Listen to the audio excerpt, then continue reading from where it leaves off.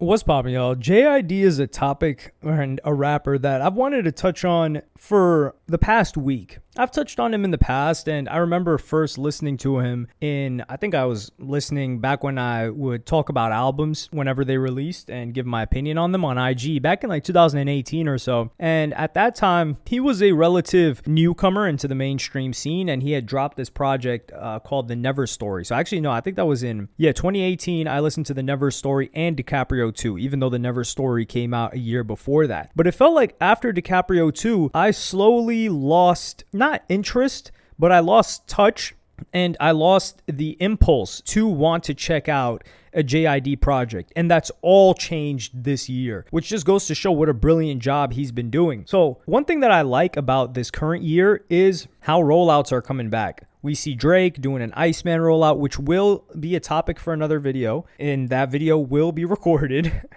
knowing myself, saying that's a topic for another video, and then I never end up doing it. That one will be coming out. But there was this era in the past, I would say maybe 6 years or so, where people would just drop. And I don't know if it started with Drake's If You're Reading This, It's Too Late, where that was a complete surprise drop. But now we're starting to get really thought out rollouts. For example, JID being one of them, which we're going to get into in a little bit. But also another example being Pusha T and Malice's The Clips project. Let God Sort Him Out. I was about to say Hell Hath No Fury. Jeez, I'm really rolling it back. And even Drake, who is infamously known for not doing rollouts. But where I got lost with JID, and I feel like this happens to a lot of us, and this is why it's like I'm really excited to talk about this, because I gauge a lot of what certain artists are doing and how successful they are in how well they are at getting me to tune into them. And I know, listen, I know it sounds like I'm saying I'm the center of the world, but I'm not. And this applies to all of us, because if you listen to an artist in their debut, have you ever listened to an artist or heard from him and be like, yo, what happened to that guy? Bingo. That means there was a point in time when you cared what that artist was dropping. You were actively listening to that artist, and then you slowly phased out and had no idea what was going on with that artist. That artist didn't stop dropping. Some cases that's true, but very rarely is that the case. And they've continued dropping, but why did you fall off of paying attention to them? And how are they going to get your attention again and get you to be invested in their career and what they have to drop? So that's where I was at with JID, because after DiCaprio 2, JID released more of a collaboration project with Spillage Village and Earth Gang. And I think they share the same management, because I remember meeting the manager for Earth Gang a couple of years ago. Really sharp guy, really solid guy. And I think he managed JID too, but I'm not too certain. But I remember meeting the manager for Earth Gang, and Earth Gang was a crew that I kind of messed with for quite a while. Back in when I first started YouTube, like 2016, 17, I was listening to them a lot more frequently then, but they were independent and kind of like Flatbush Zombies. It's difficult to stay at the forefront of people's mind while you're independent. But then what happened is a couple of years passed again, and then JID followed up with The Forever Story. And The Forever Story was somewhat of a sophomore album, because DiCaprio 2 was meant to be a play or a follow-up to the mixtape series that JID came up off of, which was the previous DiCaprio, similar to how Logic had his own Sinatra series. So The Forever Story was the follow-up to The Never Story, but that came out 4 or 5 years after The Never Story. I don't even remember listening to The Forever Story, if I listened to it at all. However, a couple of good things have happened in the meantime for JID that helped him a lot. And one of them was he had a very, very popular single, Surround Sound, with 21 Savage, and that song became a challenge. If you guys remember the TikTok challenge, where it was a lot of girls were doing the challenge, but they had the phone like above their head, and they would just be like, I don't know, dancing or doing something. It was a global challenge that went crazy. And then after that, he got another big opportunity to be on this Imagine Dragons song for Arcane, which is Riot Games production for their famous animated series that was on Netflix. And that song is one of the biggest songs just ever in general. And I remember at this time, a lot of people felt like, yo, what's JID doing to capitalize on this? What's happening? How do you even capitalize on a situation like this, especially that Arcane type song, when the majority of why people are listening to it is because of Imagine Dragons? They're the hook on it. And some people felt like he didn't capitalize. But now I just realized like, yo, I'm really paying attention to what JID's got going on. So I had to reverse and say like, yo, what has he been doing? So off rip, earlier this year, he released a single called Work. And that was the start of the rollout. I didn't listen to the song. I'm gonna be fair. I knew it dropped. It's one of those songs where I'm like, I'll get to it later. We'll see. I'll get to it later. However, when I really started paying attention was when Offset had teased the Bodies song with JID, and JID was a feature. And I really, that song is a classic song. I mean, come on, man. I love that song. I love that group. Man, Drowning Pool. If you were a kid at that time, all the games that used that as the background, that's really what brought me into other groups or artists like Evanescence, the Cranberries, etc. But this isn't about me. But JID dropped a freestyle over Playboi Carti's HBA instrumental titled 32. That I was like, oh, hold on. So keep in mind, JID inserts himself somehow, who knows, right, into two artists. And this is all Atlanta stuff, which is what I think is dope too. JID's on an Atlanta rapper, Atlanta metro region, whatever you want to call it. People from Atlanta are going to be like, well, they're not really from Atlanta. Come on, guys. And he's on the Offset song. I'm like, yo, this song is fire. I mess with the song, the Offset song, and I mess with JID's verse. Then he's on a Playboi Carti remix. So I'm like, okay, let me check this out. So now I'm already invested into JID without hearing a single song from JID himself. And this is what drew me back in. And a lot of people will talk about their own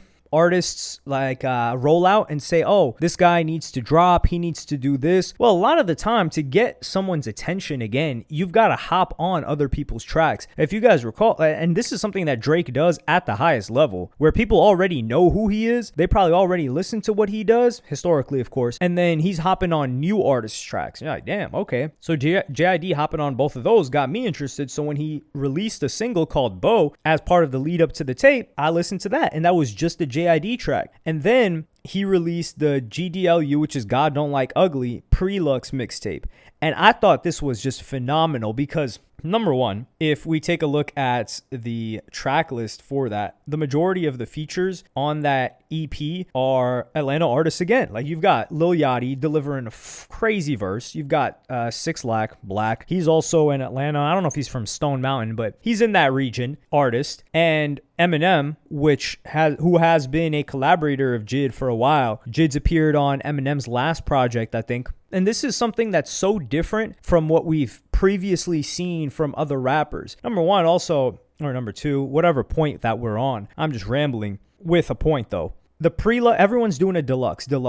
Oh, what about a prelux? And instead of having an EP between two projects, he's like, no, this is going to come out before. These are songs that aren't going to necessarily make the album cut, but they are great songs that you guys should be listening to anyway. And I listened to this, and Yachty went off on this damn thing. I really messed with Yachty's verse on here. He got him rapping. And this also goes to show Jid didn't have to switch anything up from what he was doing musically. Like, we're in a time right now where there isn't a specific sound that's dominant. Now, because the genre itself is so wide spanning. I mean, dog, like within quote unquote hip hop, if you want to call it that, you've got Suicide Boys, you've got Scarlord, you've got Jid, you've got Eminem, you've got you've got Drake, you've got who else? You've got people like Osama Sun, you've got Cardi, you've got such a wide spanning array of sound. You've even got certain rappers that are more like, what's his name?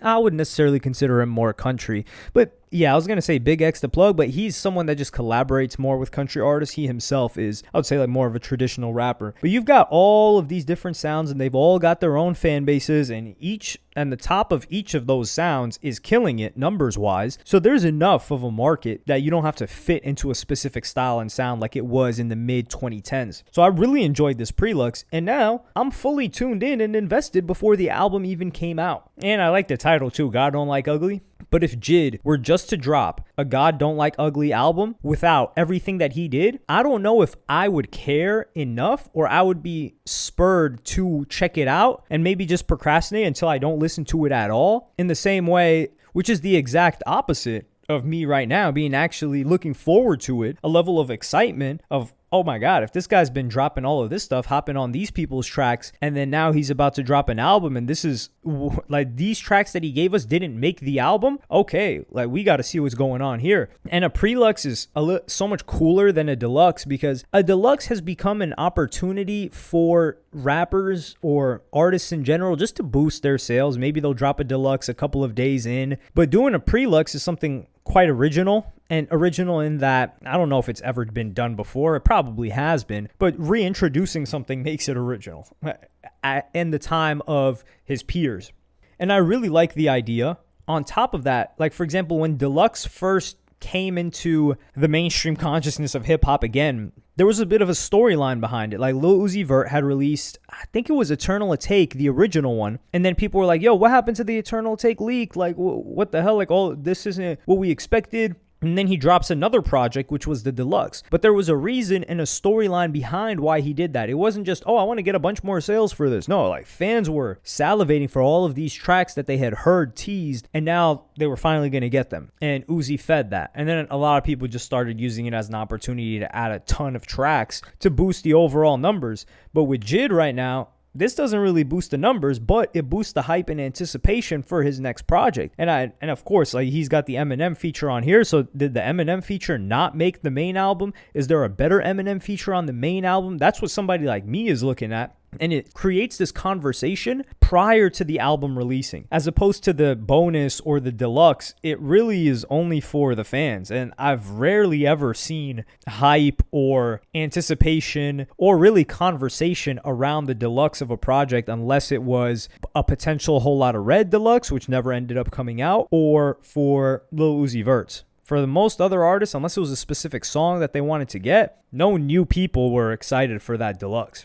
So Jid is an example of somebody that's staying true to his music. I'm messing with everything that he's dropping so far. It's great. And I think he teaches a lesson in that you can't really exist in your own island. Like you've got to collaborate with people, get back in front of and show out when you collaborate with other people, not just have it be lukewarm. And he's collaborating with people that I wouldn't say are unexpected, but many people really don't expect them to just be on an Offset track and be on hell, even when he got 21 Savage as a feature. So he shows, and 21 Savage has worked with J. Cole, so there is that we can add to the point. But yeah, for somebody that hasn't dropped a project in 3 years, I really see his hype right now as high as it was, or higher than it was when he released the Forever Story. But let me know what y'all think about this in the comments. Like, subscribe, and hit the notification bell if you enjoyed. What's your favorite track that's released so far from Jid's prelux? And this is also another thing. He's got the release date already for August 8th of 2025. So we've got a whole nother month before this drops, similar to how the Clips first started rolling this out a month before they dropped, which their drop is supposed to be on July 11th. So who knows what's going to come between the prelux and the actual God Don't Like Ugly project. Maybe we get another feature from him. Maybe this is enough, but it just goes to show that he didn't have to do anything goofy. He didn't have to do anything overly attention-seeking. He didn't have to do a bunch of interviews like people claim. He didn't have to hop on streamers like platforms. And I'm not saying that he shouldn't do these things, but the point is, like for a music artist, he's showing that, hey, doing the music right and rolling it out in the right way is enough to get a lot of people paying attention to you again. So we got to give him hats off for that. But yeah, let me know what y'all think in the comments. Like, subscribe, and hit the notification bell if you enjoyed. And I'm going to see y'all on the next one.